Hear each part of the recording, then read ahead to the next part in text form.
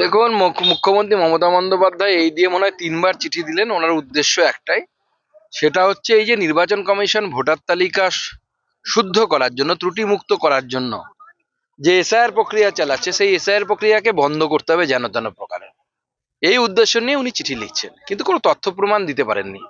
উনি বলছেন family tree কেন মানা হবে না, ঝাড়খণ্ডে বা ইয়েতে মানা হয়েছিল, বিহারে মানা হয়েছিল। মানা হবে না এই জন্য কারণ আপনার লোকেরা চুরি করছে, পঞ্চায়েতে উল্টো পাল্টা ফ্যামিলি ট্রি বানিয়ে দেওয়া হচ্ছে সমস্ত বাংলাদেশি মুসলমানদেরকে। বিভিন্ন কলকাতার, বাংলার প্রমুখ যে সংবাদপত্র, তাতে খবর হয়েছে যে মুর্শিদাবাদ থেকে লোক চিরকুট নিয়ে এসছে কলকাতা কর্পোরেশনে নেওয়ার জন্য, কলকাতা কর্পোরেশনে সেখান থেকে বার্থ সার্টিফিকেট নেওয়ার জন্য। ৮০ সালের বার্থ সার্টিফিকেট, ৫৬ সালের বার্থ সার্টিফিকেট, ১৯৬০ সালের বার্থ সার্টিফিকেট কলকাতা কর্পোরেশন থেকে এখন তোলা হচ্ছে। সবাই কি ঘাসে মুখ দিয়ে চলে নাকি? আপনি চালাকি করবেন, আপনি মঞ্চ থেকে বলেন বুদ্ধি লাগান, আর আপনার চেলারা চামুন্ডারা বুদ্ধি লাগাবে, পশ্চিমবঙ্গকে বাংলাদেশ বানানোর চেষ্টা করবেন, আর মেনে নেবে ভারত সরকার বা নির্বাচন কমিশন যেই হোক। কেউ মানবে না, বাংলার জনতা মানবে না। নির্বাচন কমিশনকে তো ছেড়ে দিন, বাংলার জনতাই মানবে না যে আপনি বাংলাদেশি মুসলিমদেরকে নাগরিকত্ব দেওয়ার চেষ্টা করছেন। দেখুন, সব জায়গাতেই শিল্পপতিরা এইভাবে আক্রান্ত হচ্ছে, কারণ শিল্পপতিরা এই জন্যই এই রাজ্য ছেড়ে চলে যাচ্ছে। আপনি মমতা বন্দ্যোপাধ্যায় বা তৃণমূলের কাছ থেকে আপনি তথ্য নিন। ২০১১ সালে ভবানীপুর বিধানসভা, মুখ্যমন্ত্রীর বিধানসভাতে এবং দক্ষিণ কলকাতায় কতজন গুজরাটি ব্যবসায়ী থাকতো, এখন কতজন থাকে, এই তথ্যটা যদি সবার সামনে আসে তাহলে পরেই পরিষ্কার হয়ে যাবে। কারণ গুজরাটিরা একটা বড় ব্যবসাদার সম্প্রদায়, তারা প্রচুর বিজনেস করতো পশ্চিমবঙ্গে, সব ছেড়ে ছেড়ে পালাচ্ছে। পশ্চিমবঙ্গে কোনো শিল্পপতিরা নতুন শিল্প স্থাপন করতে চাইছে না। কেন?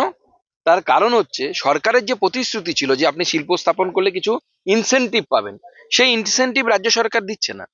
তার ফলে তারা রাজ্য সরকারের বিরুদ্ধে মামলাও করেছে, কয়েকটি মামলা আছে, এবং অন্য রাজ্যে চলে যাচ্ছে। এরকম ঘটনা ঘটেছে একজন প্লাইউড ইন্ডাস্ট্রিয়ালিস্টের ক্ষেত্রে। এরকম প্রত্যেক জায়গাতে সব ঘটনা ঘটছে। আর তোলাবাজি, ওই যে ঝামেলা হয়েছে, দেখুন ওখানে তোলা চেয়েছিল, তোলা দেয়নি বলে এসব শুরু করেছে।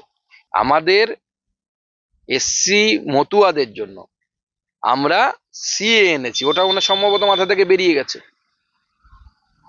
সংবিধানে সবকিছু নিয়ম মেনেই হবে, কিন্তু ওটাও তো নিয়ম যে সিএ এর মাধ্যমে আপনি নাগরিকত্ব পেলে আপনাকে সঙ্গে সঙ্গে নাগরিকত্ব দেওয়া হবে এবং তার সাথে আপনি ভোটার লিস্ট। কারণ নির্বাচন কমিশন নোটিফিকেশন বের করেছে যে সিএ সার্টিফিকেট বৈধ, ব্যাস, আর কারো কিছু বলার নেই। তো নির্বাচন কমিশনের ব্যাপার। যান সাগরে গিয়ে ডুব দিয়ে আসুন পারলে, তাও পাপ খলন হবে না। যতই এই দুর্গা মণ্ডপ আপনি দুর্গা অঙ্গন অমুক বানান, জগন্নাথ মন্দির বানান, জগন্নাথ মন্দিরের রথও এগোয়নি, আপনারও আর এগোচ্ছে না, দুর্গা অঙ্গনও আপনার আর উদ্বোধন করা হবে না। আপনি ওই ফাউন্ডেশন স্টোন রেখেছেন, বিজেপির মুখ্যমন্ত্রী দুর্গা অঙ্গনের ফিতে কাটবে।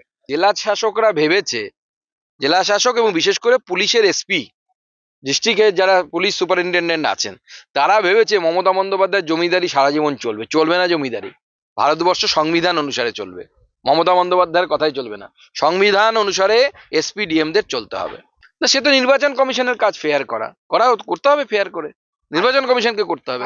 গোটা দেশে যদি ফেয়ার ইলেকশন হয়, পশ্চিমবঙ্গে কেন হবে না? আমরা শুধু একটাই বলবো, আমাদের বক্তব্য হচ্ছে ফ্রি অ্যান্ড ফেয়ার ইলেকশন চাই, ত্রুটি মুক্ত ভোটার লিস্ট চাই, তারপরে জনগণ যাকে ভোট দেবে তার সরকার হবে।